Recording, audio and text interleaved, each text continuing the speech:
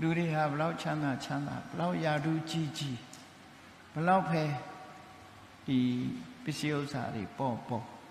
မျက်လုံးလေးနှလုံးမမိတ်ခင်ပဲပိုင်ဆိုင်မှုတွေရှိတာမျက်လုံးလေးနှလုံးမိတ်သွားတာနဲ့တပြိုင်တည်းသူ့အိမ်မော်တောင်ကြာကြာမထားတော့ဘူးအောက်ပုတ်လိုက်တာပဲမဟုတ်လားသူ့ပိုင်နာရောတစ်ခုရှိသေးလား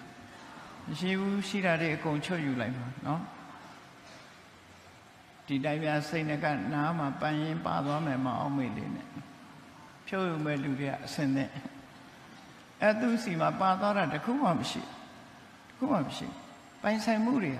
အားလုံးနောက်ဆုံးကတခုမှမရှိအဲ့တော့ကိုမပြောနဲ့အထက်တယူဇနာအောက်တယူဇနာအာနာသက်ဆင်းနဲ့ဓမ္မတော်ကဝိညာဉ်ကြီးတောင်ပါပဲနော်ယောဂဖြစ်လို့အဲ့ရတဲ့ဘုံဘုံလဲပြီဆိုတဲ့အခါသူလှူချင်တာတွေလှူလို့မရတော့ပရမတော့ရွှေခွက်တွေလှူလိုက်ငွေခွက်တွေလှူလိုက်တန်မိုးရှိတဲ့ပစ္စည်းတွေလှူနောက်ပိုင်းကျတော့သူခိုင်းတာဘယ်သူမှမလုပ်တော့သူခိုင်းတာအရင်တော့ဘယင်းဆိုရင်ကြောက်ကြရတယ်သူခိုင်းတာကိုမငြင်းရဲဘူးအဲ့ရတဲ့လဲနေပြီဆိုတဲ့အခါကျတော့သူခိုင်းတာတယောက်မှလုံးမလူဖြစ်တော့သူဟာအာနာလက်မဲ့ဖြစ်သွားသူလှူလို့ရတာလေးကဘာတော့ဆိုရင်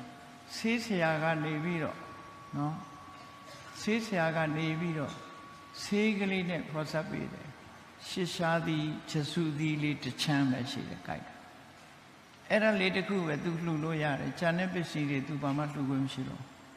ဒါမို့နောက်ဆုံးကြတော့စီးပူသည်လေးတစ်ချမ်းရှစ်ရှားသည်လေးတစ်ချမ်းပဲသူပိုင်တော့တယ်လို့ပြောဒါအာနာယောတိုင်းပြည်ယောအားလုံးပိုင်ဆိုင်မှုအလွန်ကြီးမားတဲ့သီရိဓမ္မသောကမင်းကြီးဟာနောက်ဆုံးအချိန်ရတော့ရှစ်ရှားသည်လေးတစ်ချမ်းပဲပိုင်တော့တယ်ဆိုတာအဲ့ဒါပြောတယ်သူ့ရဲ့ပိုင်ဆိုင်မှုတွေဆုံးရှုံးသွားတယ်နောက်ဆုံးမှအဲ့ဒါတောင်လက်လွှတ်ရမှာဖြစ်တယ်ပေါ့ဒါကြောင့်မလို့အဲ့ဒါတွေအတွက်အချိန်ပေးနေတာဟာတန်ဖိုးရှိတယ်လို့ပြောလို့မရဘူးကိုကြိုးစားရှာတဲ့ပစ္စည်းတွေဟာမျက်လုံးလေးနှလုံးမမိတ်ခင်လေးပဲအသုံးချမှာဖြစ်တယ်မျက်လုံးနှလုံးမိတ်သွားတာနဲ့တပြိုင်နက်ကိုယ်စီကအကုန်သိမ်းယူချုပ်ယူသွားကြမှာပဲအဲ့တော့ဖြုတ်ယူလို့မရဘူးသိမ်းယူလို့မရတဲ့ပစ္စည်းကဘာတွေတုံးဆိုရင်သီလဆိုတဲ့ပစ္စည်းနော်တတ္ထာဆိုတဲ့ပစ္စည်းအဲ့ဒါတော့ဖြုတ်ယူလို့မရတတ္တံသီလတတ္တဒနာဟိရိဒနာသီလဒနာဟိရိဥတ္တပိယဒနာတုဒ္ဒဒနေသသာဂောသပညာဝေတတ္တမံဒနံလို့ခေါ်တယ်